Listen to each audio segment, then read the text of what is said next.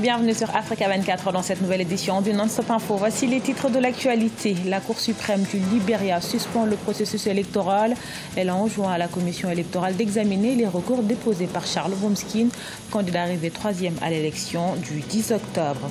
Le Sénégal veut réformer plus de 2000 jeunes au métier du pétrole. Objectif, stimuler la croissance économique grâce à une main-d'œuvre locale qualifiée. Et puis l'Éthiopie franchit un grand pas dans la réinsertion des réfugiés. Le pays lance un programme d'enregistrement civil, un programme qui pourra bénéficier à 883 000 réfugiés.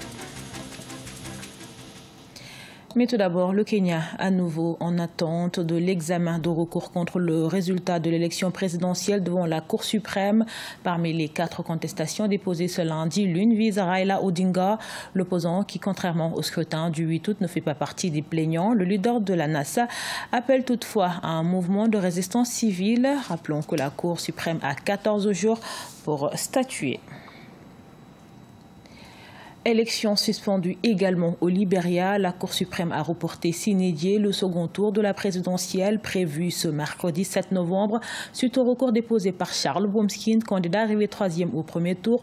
De quoi susciter des inquiétudes pour le Libéria dont la démocratie est encore sensible 14 ans après la fin de la guerre civile. Ashley Duprat. Au Libéria, l'ultime duel pour l'accession à la présidence n'aura pas lieu ce 7 novembre. Alors que le processus électoral avait été suspendu au lendemain du premier tour, cette décision, très attendue de la Cour suprême, ajourne le second tour sans pour autant fixer de date. Il est interdit à la Commission électorale nationale de tenir le second tour de l'élection jusqu'à ce qu'elle ait examiné les recours. Un scrutin sur lequel la Commission électorale nationale se montrait déjà pessimiste. Jérôme Korkoya, le président de la NEC, affirmait ainsi au lendemain du premier tour que le second tour prévu le 7 novembre 2017 était un objectif qu'il ne semblait pas possible d'atteindre.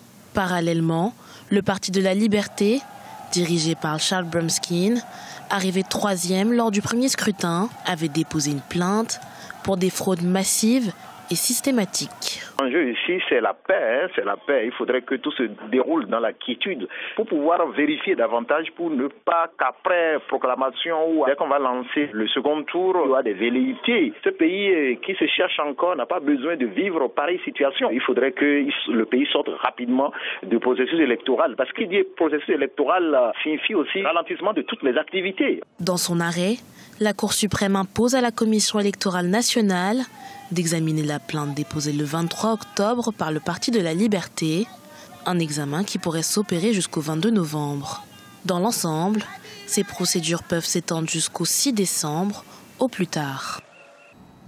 Nouveau rebondissement dans l'affaire de l'attaque de la résidence du président Alpha Condé en Guinée, alors que des accusés ont déjà été condamnés à vie, notamment pour tentative d'assassinat par une cour d'assises. La Cour suprême avait cassé cet arrêt en mars 2017. Ces 2 accusés étaient donc ce lundi 6 novembre devant le tribunal criminel en première instance, qui à nouveau renvoie l'audience à mi-janvier 2018.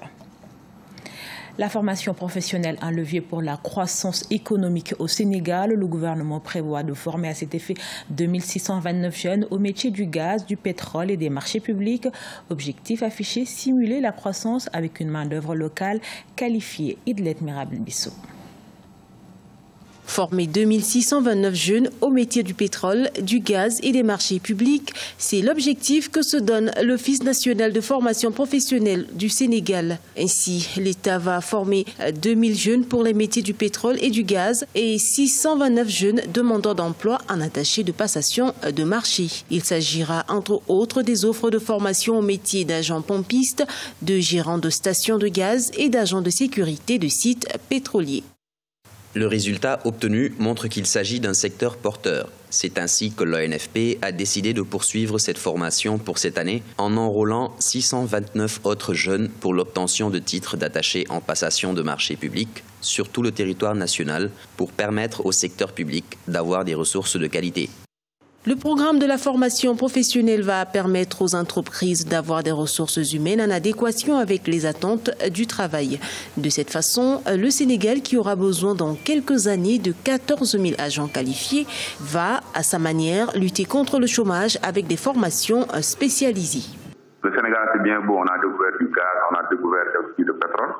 Maintenant, il appartient aux Sénégalais de faire des formations professionnelle axée vers les métiers du pétrole, du gaz, c'est-à-dire quel genre de formation? Des formations qui vont toucher l'exploitation et des formations qui vont toucher également l'aspect commercial.